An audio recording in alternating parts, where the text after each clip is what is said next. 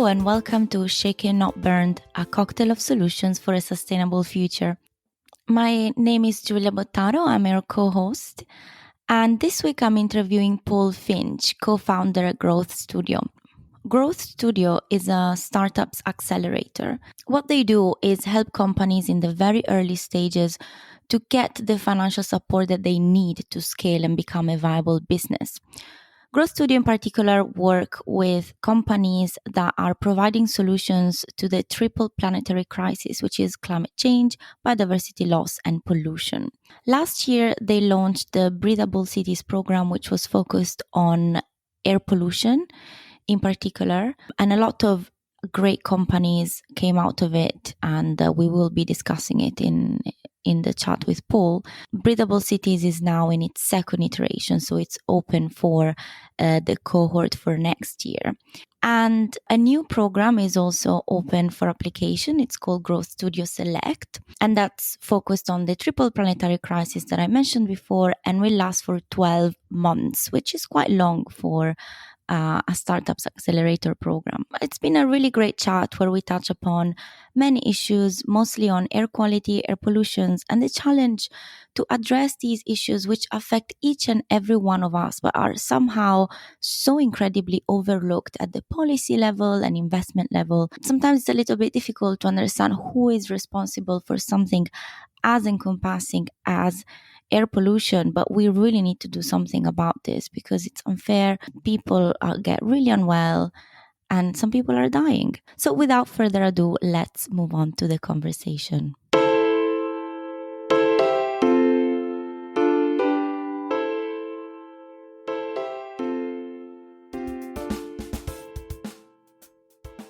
Hi, Paul. Thanks so much for joining us today. Morning. Thank you very much for having me. We can just maybe kick off by you telling us a bit more about what you do at Growth Studio and your role there and your experience as a co-founder, which I'm sure is really interesting. Yeah, thank you. So we've been going nearly 10 years. We started as a growth hacking agency and very quickly realized that a lot of the people that wanted to work with us, early stage startups, didn't necessarily have the foundational skills they needed to scale their business. And so we pivoted quite early to become a startup accelerator. We've worked with about 1,000 startups around the world. We've run, I think, 72 or 73 cohorts now. And the crunch and the main pivot for us came over COVID, where pre-COVID, we'd been flying around the world, working on lots of technologies around fashion and insurance and anything with the tech at the end of it, edutech. And we realized actually we wanted to be more involved in more important things and working on solutions that could really leave a legacy and change the planet and change society. And so we pivoted and resigned all of our clients. So we started working on startup solutions and technologies that combat the triple planetary crisis of pollution, biodiversity loss, and climate change. And since then, we've, I'd say, taken a 98% focus on technologies and solutions and clients that just do that. And we're doing it for a number of reasons. First of all, that's where the economy is going from an investment perspective. It's a really interesting, exciting place. Secondly, I think we still need a lot of support to create that tipping point where technologies aren't more expensive. There isn't a green tariff on solutions that save the planet. Thirdly, the world is absolutely on fire and we're in a deeply dangerous place and we don't have time to not action it now. And the fourth one, it's just from a business perspective, the solutions and the founders out there are just really interesting, passionate, slightly crazy, but hugely inspirational people. And for us as business owners to wake up every day and immerse ourselves in these types of people, you couldn't ask for a better lifestyle. Yeah, I can confirm that as a journalist who focuses on sustainability a lot, it's a really great space to be in. I mean, you go to a conference and everyone is so nice, so excited. So obviously we're all like deep down depressed by what's going on, but because we're doing something about it, we're trying our very best. And I think that's what makes it so special to be around these people all the time. I totally agree. And I think what's really interesting is where we are with technology, making it's so much cheaper to use technology. Obviously, the advances in machine learning and AI, the advent of ChatGPT. it's a lot easier for people to come up with solutions for problems that they see. And I think that's also really interesting. The solution space has become a lot more democratized.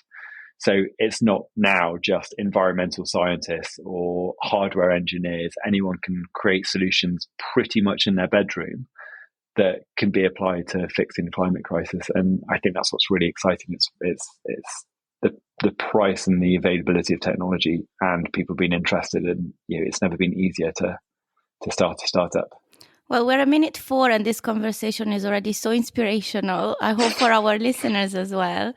I think it would be great to expand maybe on the challenges that you focus on before we move on to the solutions. Yeah, of course. I think the challenges that we face is, manifold. For us, we work with earlier stage founders and earlier stage technology. So these will be people who maybe have a minimal viable product. They haven't necessarily gone to market just yet. And they've got a really good idea with some market validation, but they need help and support to get investment to scale that into the market. And the problems we see is access to capital. Post-Brexit, I think, and with the world being in the state that it's in, with war in Russia and Middle East and huge instability politically, it means that people are a lot more risk averse. And so for earlier stage technologies, the battle we're fighting is to try and persuade investors and VCs and people with institutional monies to put money into technologies and startups in the climate crisis, where it's a new economy. People still feel that technologies won't pay off as much as more traditional SaaS businesses or consumer businesses. It's a lot harder to demonstrate the return on investment over 3 or 5 years with an impact-focused technology. And I think we're still waiting for mainstream adoption from lots of these technologies to take place. And so trying to demonstrate to the financial and institutional world that it's good to back sustainability and climate change technologies and solutions because they can pay off as much as traditional investment is the space that we're trying to change at the moment. And what we're finding is a lot of startups, particularly in the UK, are really struggling to get that first bit of critical investment to help them scale their business. And I think that's the biggest challenge we've got. I think... Can I just, interrupt and ask, is it because their technologies are completely new and unseen before, or is it because there is just a drop in appetite maybe from investors, or like why? Because if there is so much talk about sustainability and lots of countries, like including the UK, do have the climate goals. So I'm just wondering, why would they not want to invest in them? Where do I start?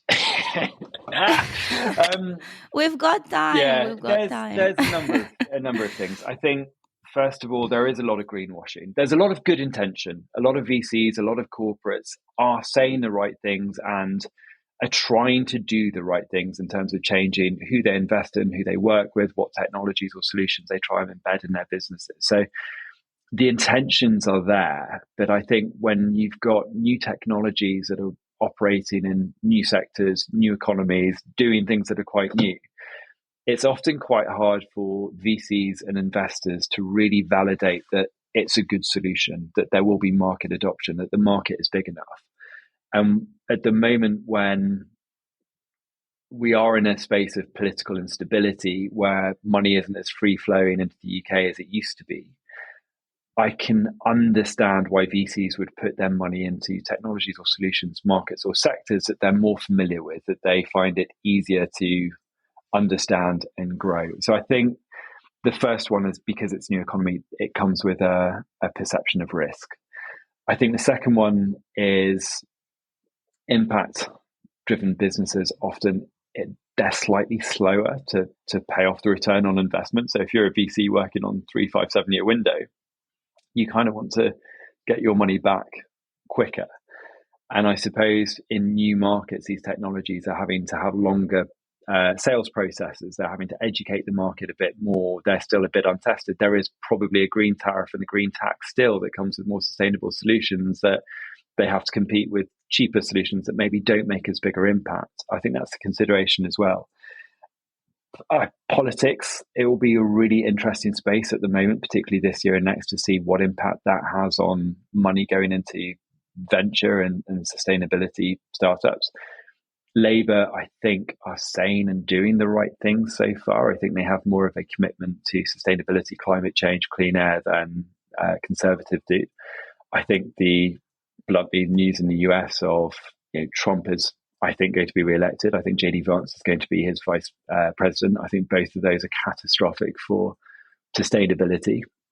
And I suspect that might have an impact on global regulation and global venture going into sustainability, which will trickle down and impact startups. So it's a really interesting space. Yeah. No, that's true. And I did interrupt you. So I think you may have had some more challenges that you were talking about. And then we can move on to the positive stuff. Cool. I think a couple more challenges we see is, particularly us, we like really ugly, challenging sectors. We're always weirdly attracted to the things that make our lives a bit more harder. So last time we spoke, it was about air pollution. We run the biggest air pollution and air quality startup accelerator in the world. And what we found there is it's really expensive to start an air quality startup. You need really expensive people, hardware engineers, data scientists.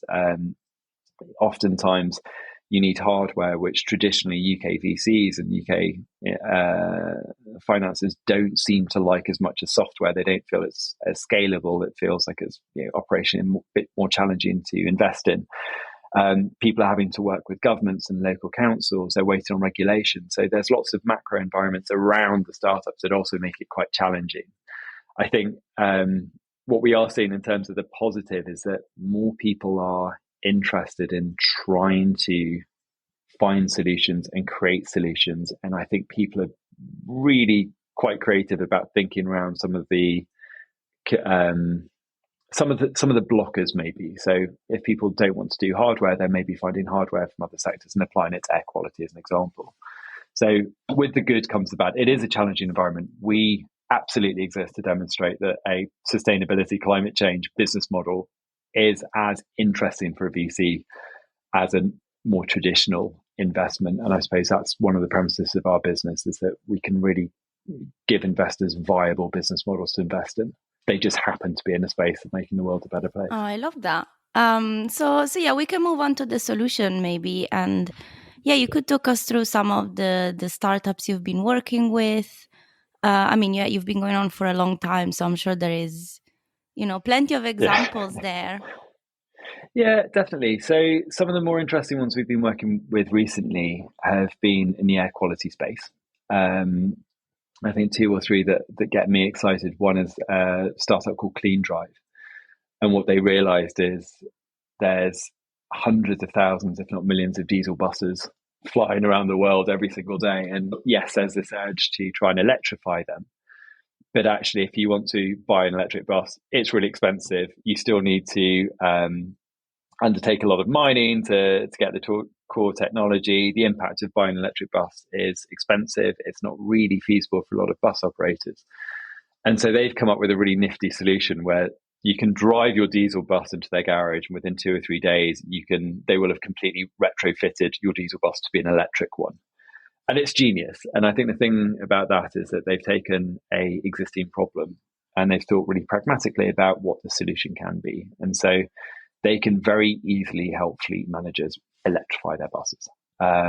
They've got challenges, of course they do. It's hardware that's capital intensive to get a project like that off the ground, but they're doing incredibly well. And I think those are the startups that we are generally attracted towards, the ones that see a problem, understand the complexities around it, and have really creative solutions to try and solve those. Some of the other startups that we're looking at the moment, we have a new program launching in January, which is around startups that specifically are trying to solve climate change, biodiversity loss and pollution in whatever ways. We're taking quite an open approach. And I think the nice thing about where we are at the moment is, had we have launched that program 5 years ago, we would have probably really struggled to get a high number of really high caliber founders and startups. And I think the space we're working in now is we can expect, hundreds, if not thousands, of applicants, all of whom seem absolutely brilliant. And so we are close, I think, to a tipping point where the number of investments in climate change are going to tip over to become the what's the word I'm looking for? To dominate the startup scene rather than traditional ones. And I think that's a really positive place for us to be in. So I'm just wondering, now that you're talking about the program that you've got coming up, can we tell our listeners that it's open? Applications will open? Yes. When? It will be. So where are we? We're mid-July. Our new website with the new program should hopefully launch this Monday. So the program is called GS Select. It's a 12-month program. And what we're looking for is really high caliber founders in those three spaces. And unlike traditional programs where you have an intensive 3 months and then there's a cliff edge and founders have to go out and do it themselves, we're actually expanding that over 12 months. And what we're trying to do with the program is really attach ourselves as a head of growth to the startups and be with them as we help them get investor ready, as we help them go to market, as we help them develop minimal viable products, but minimal lovable products that the market really wants to use, really wants to adopt.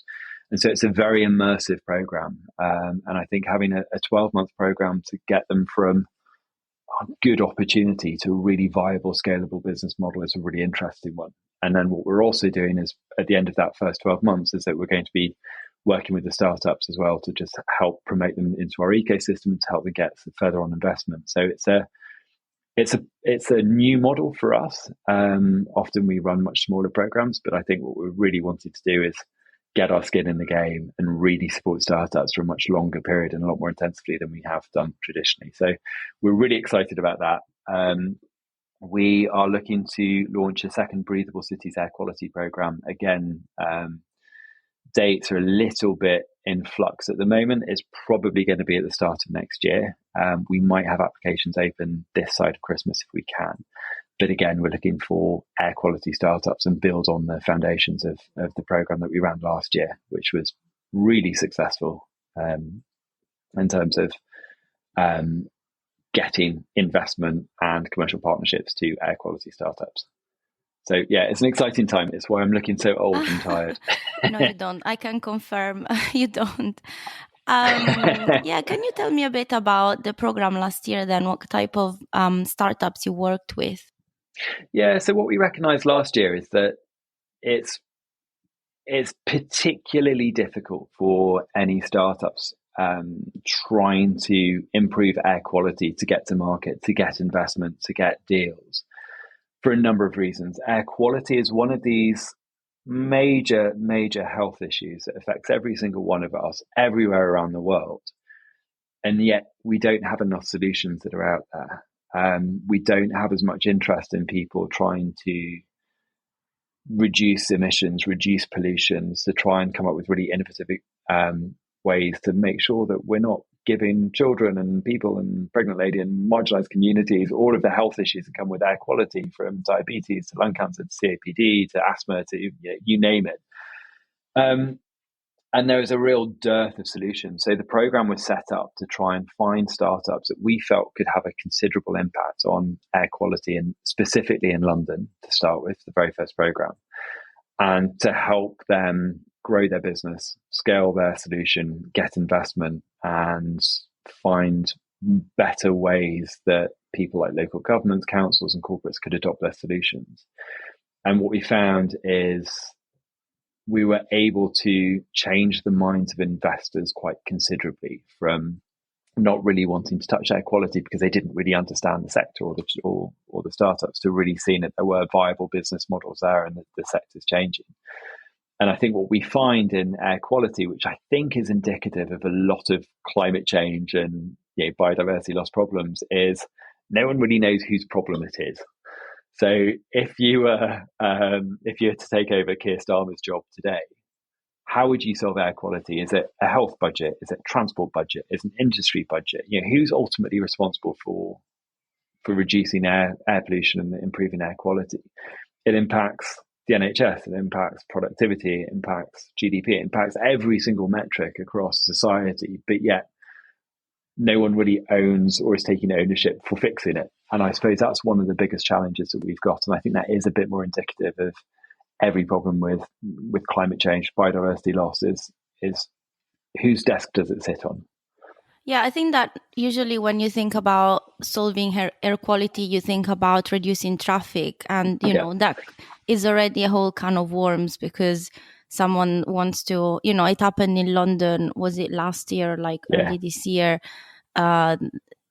People get really, really angry about not being able to go in certain areas with their cars or having to pay the surcharge. And it really feels that that's probably the only thing that I hear in terms of solutions for air quality. It's definitely one. It's the most obvious, I suppose. But as you said, we all impact air quality in one way or another. Yeah. And I think there's some really interesting threads on that. So it's a really good example of low traffic neighborhoods, ULEZ zones, which are basically set up to try and reduce the amount of traffic, idling traffic, and cars and buses going through certain areas. The intention was really good. The execution has been horrible. I think ULEZ has been okay, but the execution of low traffic neighborhoods has been really unpopular. It hasn't really engaged the local communities that have been most impacted by it. And as a consequence of that, they haven't been as popular. Over time, people start to adopt low traffic neighborhoods and they kind of like them, but a lot of people feel that it's been imposed on them. And one of the really interesting angles that we always look at is what's the unintended consequence of trying to do good? And when it comes to air quality, there's a number. So low traffic neighborhoods, yes, they've been quite good in reducing traffic, but one of the outcomes of that is it's pushed traffic to other areas, or it's been accused of pushing traffic to other areas. And usually those other areas are poorer neighborhoods with more marginalized communities who are much more impacted than white middle class people who often are more vocal, say, about trying to get low traffic neighborhoods. The electrification of fleets and vehicles and buses has been really good because we're taking out tailpipe emissions. The unintended consequences of that is actually heavier batteries mean that tires are being worn down a lot more, and the particulates from tires are actually just as horrific for the air that we breathe, but also for microplastics going into the drains and out to the sea. So there's huge unintended consequences of the electrification. I think one more that's a real favorite of mine is we pitched an accelerator program to a large supermarket chain a few years ago to try and reduce their plastic use in the supply chain. And one of the examples we took to them was trying to get them to stop using the really thin single-use plastics to pack your mushrooms or your vegetables in the vegetable aisle. And what they were saying is that if they replace those single-use plastics with paper, that would put an additional 40,000 truckloads of truckloads onto the road every single year, because of how much thicker all of that paper is and how much it weighs. And so the carbon impact of actually changing this plastic to paper was profound. And I think that's one thing that we always try and get our startups and our clients and our customers to think of is, yes, you might be doing good, but what are the unintended consequences of that doing good that you may not have considered? Which we always have to focus on in decarbonisation and startup world. I really like that. I really like that you actively talk about it, because I suppose it's not something that is being discussed much, at least in the public. Like, I'm sure the concept of risk always comes through, and these are probably risks, I guess, to a business.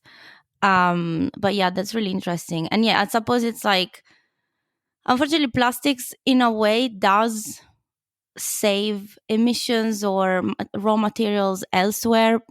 The solution is probably rethinking the entire thing, like scrap and start over. Absolutely. And I think where I get really geeky is that, there are some natural products that are being created from mycelium. I can never say that right. Mushrooms, fungi, from seaweed. There's some really interesting natural products that people are starting to design now to try and create alternative packaging materials. And again, they might have unintended consequences with weight, and they're probably more expensive. But I think people are looking to the natural world to find solutions that might be a lot more sustainable. And that's really exciting to me. Definitely. And going back to the Breathable Cities Accelerator from last year, can you give me some examples of the startups that managed to get funding and how are they doing now? They've all done really well. So as of last count, about a month ago, so we had our demo day in October 2023. It's now July 24. 6 of the startups have gone on to raise about 5.5 million in total. And these were seed stage startups. So that's really good. We've got a couple of deals that we're waiting for that I think will probably be about £3 or £4 million worth. So by the end of this year, I suspect they will have gone on to raise about 15 million in total. So that's really exciting. Some of the ones that we've been working on, there's a company called Persium who are doing brilliantly, and they are finding digital twins of air quality in cities. And I think what's interesting is that they're taking a lot of data. They are finding much better, much more accurate ways to present that data to give to city councils. And I think the minute you can visualize what's happening and where air quality and air pollution is coming from and how it impacts people and how it goes through cities, it's a lot easier to get stakeholders on board. They are doing brilliantly. They're having some really interesting conversations around the world. And I think, again, it's a great example of a solution that's come from the UK that's got global appetite and global resonance. Clean Drive, I've mentioned already, who are electrifying buses. Another standout startup is a company called Hubble. And what they do is they are trying to address the problems of refrigerated lorries and refrigerated vans. So when you get your Tesco or Sainsbury's delivery, or when perishable foods are going through cities, they have to have a refrigeration unit in the van to keep the fridge cold. It's massively inefficient. It spits out horrible, horrible emissions that are terrible for both the planet from a greenhouse gas perspective, but also for health. And they've basically created a really simple cool box type thing, so that any van can now store perishable items and drive them around. So you're reducing the weight of the lorries, you're reducing the amount of space that refrigerated unit comes in. You can retrofit any van to now be a refrigerated van. That's great because it saves supermarkets and logistics companies a ton of money.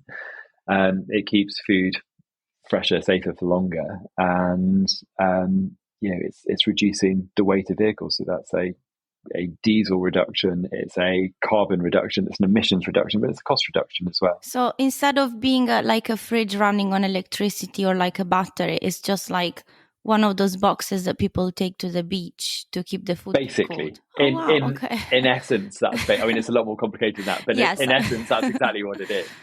And so they managed to raise money last year. They have gone into market. They're doing really, really well. I think some of the other solutions that we had, the Tire Collective have been a startup that's been really interesting. What they're trying to do is solve the problem that I spoke about earlier of tire wear and tire particles being blown out. They've got a retrofittable device that goes into vans and trucks and basically sucks in all the black stuff that comes off tires. So you can reduce the amount of particulates that are being emitted every single journey. And so they're doing two things. They're helping clean our air, but they're also reducing microplastics that are going into the ocean. And over time, what they'll be able to do is valorize all that waste product that they capture.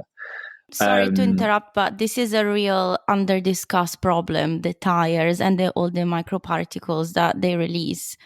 And I really wish there was more chat about this because it's, we don't think about it. I remember my reaction when I first read about it, I was like, whoa, it's crazy. It feels that everything is out to kill us in some way. There's another company called Go Rolo who I need to be a bit careful what I say because they've got an amazing bit of technology, but they're working on the stealth a little bit, but they're essentially trying to solve the same issues. They announced a bit more funding yesterday that they've just raised. They've got a fantastic founder and founding team. And again, they're trying to solve the same issue in a very different way. And I think what's interesting now is that the people that they're speaking to, the fleet managers, the truck drivers, truck owners, are now a bit more interested in the impact of their journeys than they were maybe 4, 5, 6 years ago. Um, I think one final startup from the cohort that I really like is a guy called Victor Higgs, whose mother died of asthma. Was asthmatic all her life, and so he's got a very personal drive to try and reduce the impact for asthmatics like his mother that air pollution creates. And he created a indoor monitor that basically looks at indoor air quality in your home, in your building. It understands what triggers your asthma attack. So for some people, it might be cooking. For other people, it might be aerosol sprays. For other people, it might be pollution, ambient pollution from the road. But over time, it learns what's happening in your house and what triggers an attack. And what's interesting about that is you can start to then predict what will trigger an attack and then how to solve it. So one of the solutions he was building when we were working with him was a solution for children to predict what will cause and when an attack might occur. And the impact of that on health and happiness and getting on with your life is profound.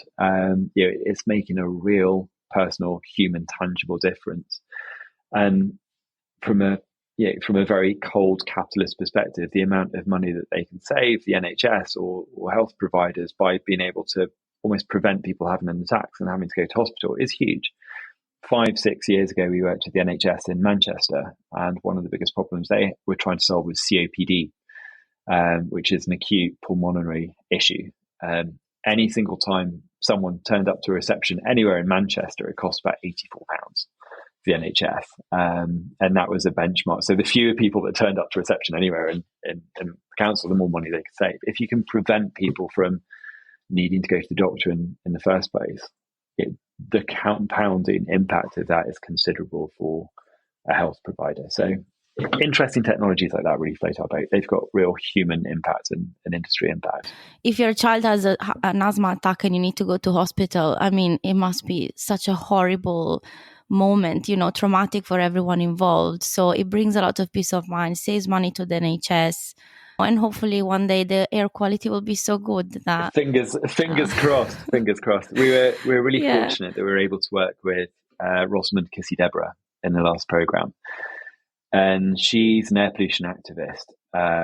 By accident, she became one about 10 or 11 years ago when her daughter was the first person in the world, I think, to have air pollution put on her death certificate as a reason for death. Her daughter was acutely asthmatic, and basically her asthma attacks were brought on by air pollution in Lewisham where they lived. And it got so severe she ended up dying from air pollution. And so Rosamund started really trying to understand what we need to do about it and how to become an activist and how to corral people to really care about air pollution. I think one thing she's managed to do is really create that human aspect of air pollution that a lot of people don't have. Air pollution is intangible. I used to live in London. You don't really notice it. The air's filthy, but you don't really care about it that much unless you go past an idling bus. I think the minute you start realizing quite how filthy the air is and quite how much impact that has on people day to day, you suddenly realize that we shouldn't be living in these horrific conditions. And London's bad, but if you go to Delhi or Abu Dhabi or Singapore, and places around the world, suddenly you realize we're living in a relatively clean area. And so one of our biggest ambitions is to be able to take this program to other cities around the world and find solutions around the world that could be applied anywhere, because a good air quality solution here should be applied to any other country. And that's where it gets more interesting for me.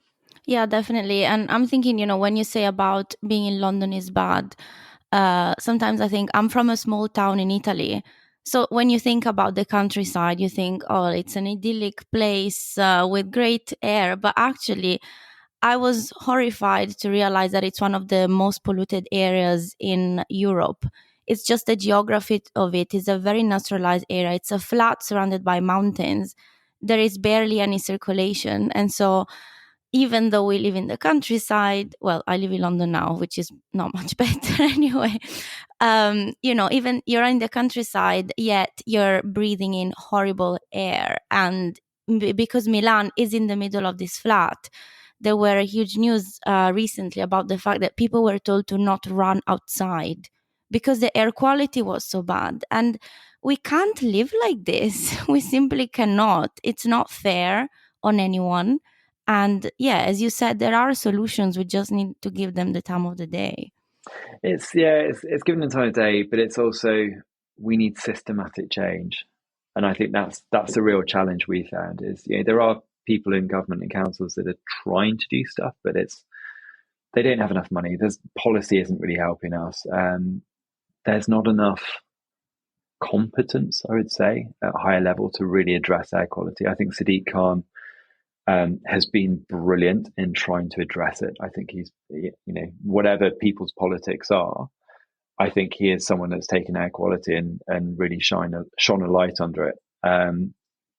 We need more people like him. It'd be great if other mayors like him in Birmingham, Manchester, Glasgow, Belfast could take the same approach, because I don't think it's coming necessarily from the top of government. And I think people who look after air quality from a council levels don't have the expertise, they don't have the budget, they don't have the capacity. We've been quite unimpressed, I would say, by some of the conversations we've had from people that could really make a difference. And I know that's possibly a bit controversial to say, but the people trying to do things, it's spread too thin. No one's been brave enough. No one's been courageous enough. No one's been controversial enough to try and really solve the problem. And that's what we're trying to do, but it's very difficult from a very small organisation. But we need extensive cultural, policy, society, economical change in order to address this. And I think post-Brexit, as a devout Remainer, throw my cards on the table, post-Brexit, there is an opportunity for the UK to do some interesting things around sustainability and climate change, and to really create new economies and focus, and to be the bastion of amazing solutions. And that was my hopeful silver lining when we left. I haven't seen that yet, but I'm still a little bit optimist that with a new government we could do something interesting as a small rock in the middle of the ocean. We could grow an economy around sustainability and climate change. Yeah, I said at the start of the talk that it was already quite inspirational, and I would say we can just conclude with this very inspirational nugget, like, please be brave, please, people in power, just be brave, be courageous, give us good air. Yeah, it would be nice. I think that there's a slight air of optimism at the moment, I think, from the Green community with Labour coming in, because they are talking about climate change, they are talking about the green economy, and I suppose it's a really good time to try and galvanise everyone working in the space, and let's just push on people that matter to do things a bit braver. Thank you, Paul. It was a really, really great chat. Thanks so much for coming on the podcast. Thank you very much for having me. And to our listeners, thank you for tuning in once again. Remember to follow us on social media and our newsletter, and we'll leave in the show notes all the contacts to Growth Studio so you can have a look at what they do as well. Thanks, and see you next time.